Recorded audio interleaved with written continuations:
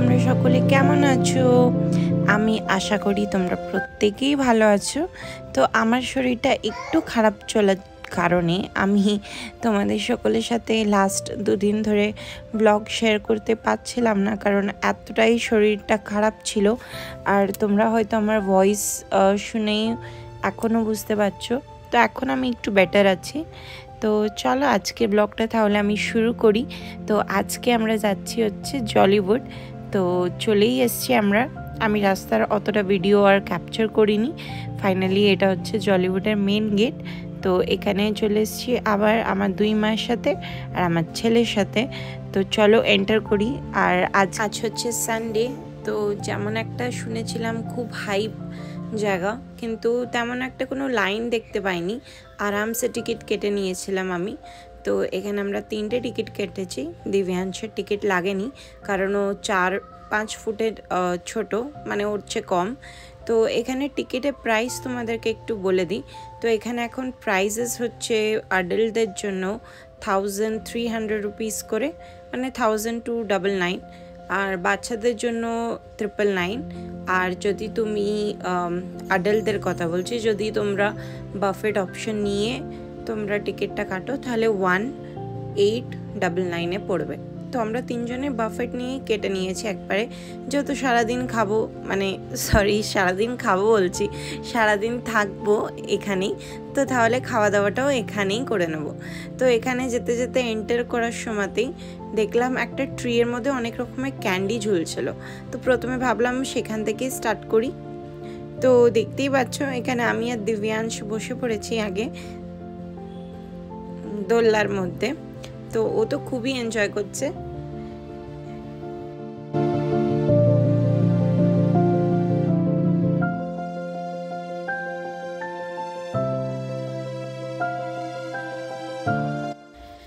তো ট্রিটার পাশে একটা গেট ছিল, ওখান দিয়ে টয় রুম মতন ছিল বাচ্চাদের। তো এন্টার করাতে দেখলাম অনেক রকমের বাচ্চাদের অ্যাক্টিভিটিস, আরও অনেক রকমের টয়স, ছোট ছোট প্লে হোমস মতন অনেক কিছু ছিল। তো তারপরে আমরা এন্টার করছি হচ্ছে নেক্সট এখানে। তো এই জায়গাটা কি নাম বাইরে কোনো কিছু লেখা ছিল না, কিন্তু ভেতরে এন্টার করার পর একটু আধটু বুঝতে পারছিলাম যে আমাদের আদিবাসীরা যে থাকে, মানে ট্রাইবাল কমিউনিটি, তো তাদের মানে কিভাবে তারা থাকে বা কিভাবে তারা পোশাক আশাক পরে, তো সেই সবই অ্যাকচুয়ালি তুলে ধরার চেষ্টা করেছে। আরও শুধু আদিবাসীদের না, আরও ভিলেজ সাইডে যারা থাকে তাদের কি ওয়েপন্স তারা ইউজ করতো হান্টিংয়ের জন্য, বা আরও অনেক কিছু, এইসবই আসলে।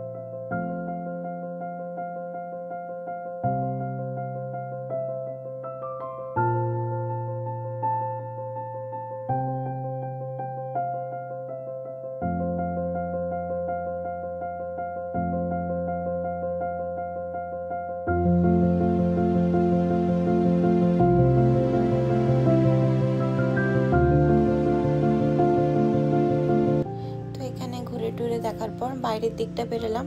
দেখো বাইরের দিকটা কতটা সুন্দর মনে হচ্ছে না, পুরো গ্রিসের মতন।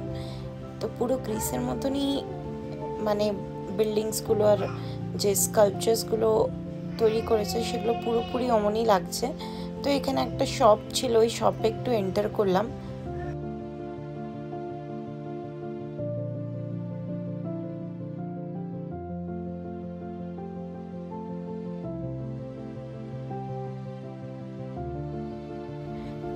তো এখানে একটা টয় কার ছিল, দিব্যাংশ তার মধ্যে একটুখানি চাপলো। দেন আমরা আরও আগের দিকে বেরিয়ে গেলাম। তো এই জায়গাটাকে দেখে মনেই হচ্ছে না যে আজকে সানডে। আমি যা হাইপ শুনেছিলাম, দেখেছিলাম ইনস্টাগ্রাম ফেসবুকেতে, বাট তেমন একটা কিছু মনেই হচ্ছে না। এখানে তেমন একটা কোনো মানুষ আমি দেখতেই পাচ্ছি না, খুবই কম মানুষজন এসেছে, তাও আবার সানডেতে। আমরা তো ভেবে এসেছিলাম হয়তো আমাদেরকে অনেকক্ষণ লাইনে দাঁড়িয়ে টিকিট কাটতে হবে, বাট যাই হোক এখানে এখন আমরা এসেছি মিরর মেজেতে। তো দেখতেই পাচ্ছ এই মিরর মেজটা কিন্তু খুবই ইন্টারেস্টিং ছিল, কারণ পুরোপুরি কনফিউজ ছিলাম যে কোথা দিয়ে বেরোতে হবে। এইটা একটা জিনিস আমার বেশ ভালো লেগেছিল। তো আমরা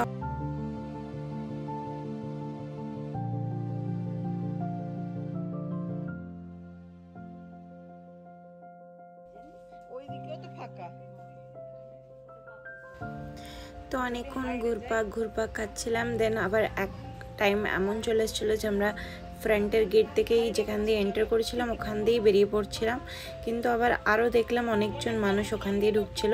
তো আমরা আবার এন্টার করলাম, এন্টার করে খালি আমরা ঘুরেই যাচ্ছি। তো এর ভেতরে আমরা খুব একটা মজা করেছিলাম 10 থেকে 15 মিনিট মতন। তো দেখতেই পাচ্ছ এখানে একটা গেট পেলাম আমরা প্রথমে। তো বাইরে গিয়ে দেখছি এটা ফ্রন্ট গেট। আবার অনেকক্ষণ ঘোরাটোরার পর ফাইনালি আমরা বেরিয়ে পড়েছি, আমি আর মাম্মি। আর আমার শাশুড়ি মা তো একদম গেটের সামনে এসে আবার ইউটার্ন মেরে ভেতর দিকে চলে যাচ্ছিলো। দেন আমি আবার গিয়ে নিয়ে আসলাম গেটের বাইরে। তো দেন আমরা চলে এসেছি, দেখো দ্য লস্ট ওয়ার্ল্ড। তো এখানে এবার আমরা যাব হচ্ছে ট্রেন রাইডেতে। তো চলো তোমাদেরকেও সঙ্গে করে নিয়ে যাই, হয়তো এটা একটু এক্সাইটিং হতে চলেছে। তো আবার সেদিনটাও প্রচুর গরম পড়েছিল আর আমি প্রচুর রকমের ঘেমে গেছিলাম। তো এখানে দেখো স্টার্ট হলো আমাদের রাইড। তো চলো দেখি কতটুকু ইন্টারেস্টিং হয়। আর যেহেতু এই ট্রেনে দুটো করে সিট ছিল, তো মাম্মি আগের সিটে বসেছে আর আমি আর আমার শাশুড়ি মা পেছনের সিটে, আর দিব্যাংশ তো আমার কোলে। তো চলো রাইড স্টার্ট হলো। তো প্রথমেই আমরা দেখলাম একটা ডাইনোসর।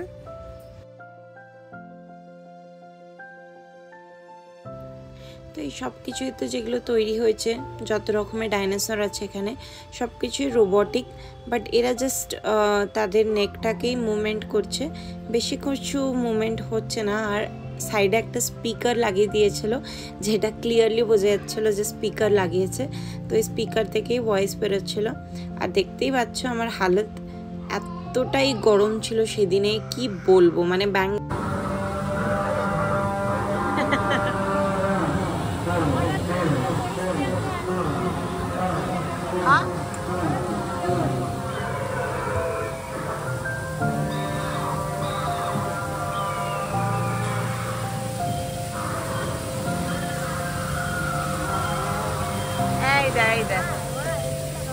ঈদের জল।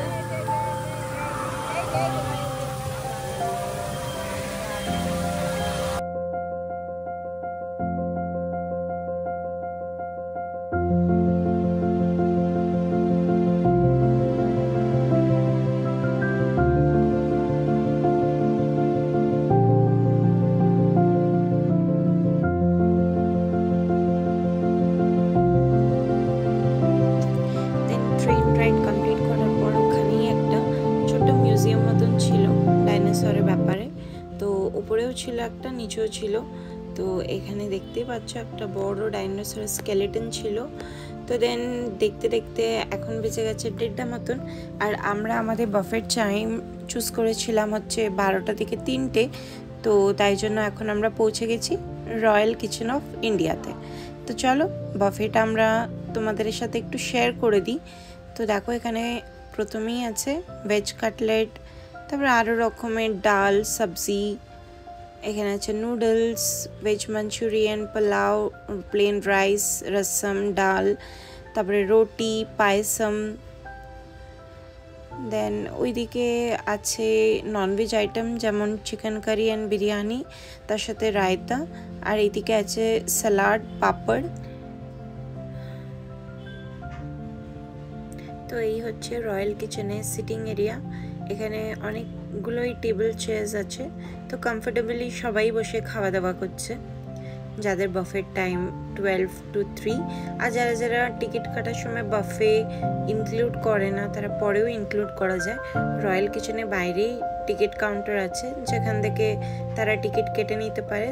তখন তাদের শায়দ এক্সট্রা পরে কত 479 মতন, ঠিক আমি জানি না, কিন্তু ওই কাছাকাছি ওরামি।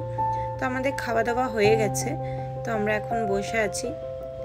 তো চলো এখন আমরা বেরিয়ে পড়েছি, এখন যাচ্ছি হচ্ছে টাইটানিক ওয়ার্ল্ডে। তো চলো এন্টার করে গেছি।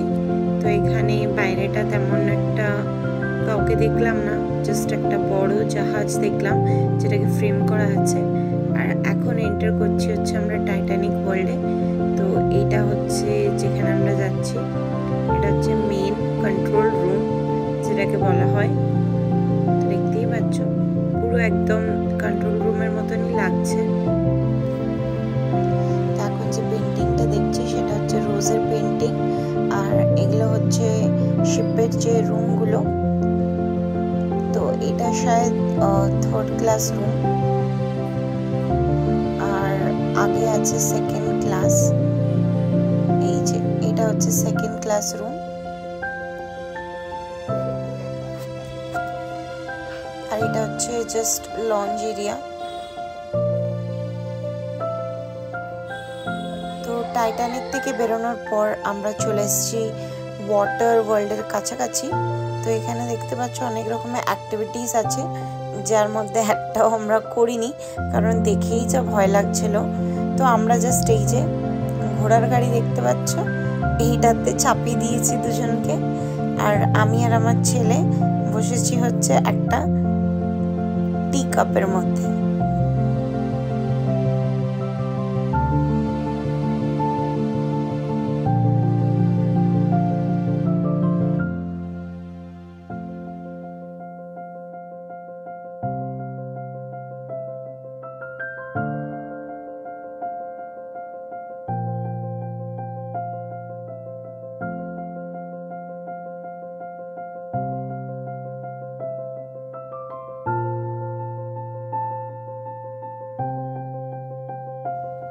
তো চলো এখন আমরা এন্টার করছি হচ্ছে জলি আইল্যান্ডে। তো এখানে সুইমিং পুলে নামার অনেক রকমের রুলস আছে।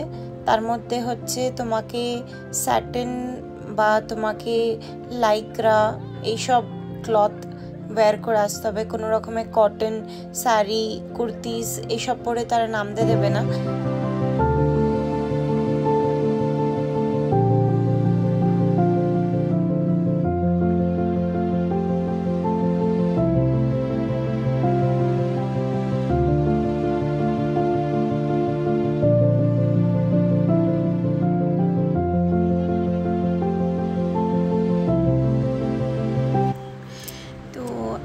দিব্যাংশকে নিয়ে একটুখানি জলে নামছিলাম, তো খুবই এনজয় করলাম আমরা। মাম্মি আর মা তো প্রচুর রকমের এনজয় করেছে, এখানে তোমরা ভিডিওতে দেখতেই পাচ্ছ।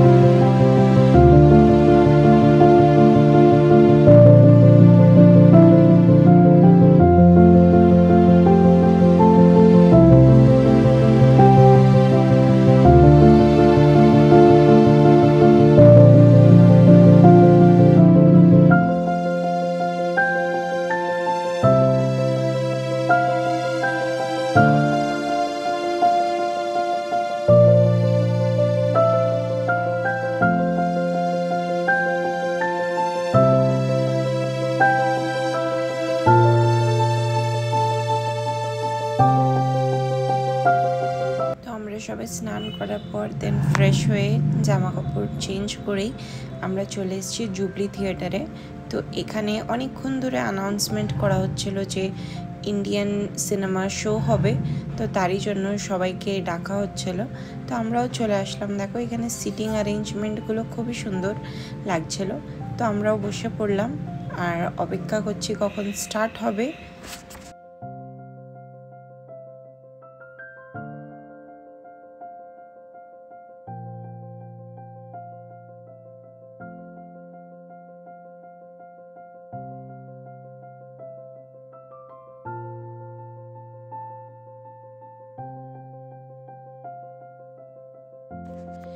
কপিরাইট চলে আসার কারণে আমি তোমাদেরকে এটার ভয়েসটা, যে গানেরা ডান্স করছে, সেটা আমি শেয়ার করতে পারলাম না, নাহলে কপিরাইট চলে আসবে তারই কারণে। বাট তোমাদেরকে বলে আমি বোঝাতে পারবো না, এত সুন্দরভাবে এরা পারফরমেন্সটা করছিল আর মিউজিকের সাথে এতটাই সুন্দর লাগছিল যে আমাদের মানে চোখই ওদের থেকে দূরে যাচ্ছিল না, মানে স্টেজের দিকেই থাকছিল। আর শুধু পারফরমেন্স না, মানে এত রকমের পারফরমেন্স হয়েছে। 30 to 40 মিনিটস ধরে আমরা বসেছিলাম আর এত সুন্দর সুন্দর এরা পারফরমেন্স দিয়েছে যে আমি কি বলবো। তো আমার সব থেকে বেশি এই জলিউডে এসে এই জুবলি থিয়েটারেই আমি যেটা বলবো সব থেকে এনজয় হয়েছে।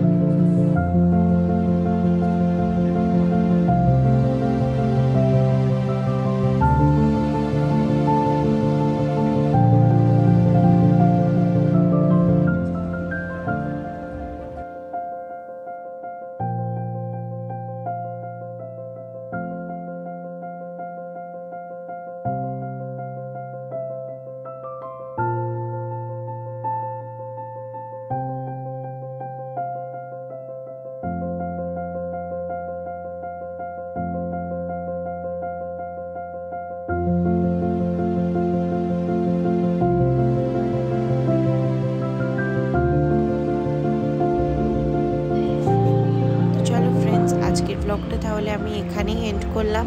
আশা করি তোমাদের প্রত্যেকেই ব্লগটা ভালো লেগে থাকবে। যদি ভালো লেগে থাকে একটা লাইক অ্যান্ড কমেন্ট করে নিশ্চয়ই জানিও, আর তোমাদের ফ্রেন্ডস আর ফ্যামিলির মধ্যেও ভিডিওটা শেয়ার করে দিও।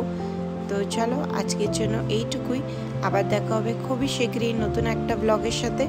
তো যারা যারা আমার এই ভিডিওটা ইউটিউব চ্যানেল থেকে দেখছো তারা প্লিজ একটা সাবস্ক্রাইব করে দিও, আর যারা যারা ফেসবুক পেজ প্রিয়াঙ্কাস লাইফ থেকে দেখছো তারা আমার নতুন পেজটাকে একটা ফলো করে লাইক অ্যান্ড কমেন্ট করে দিও ভিডিওটাতে। So thank you so much for watching my video. Bye by.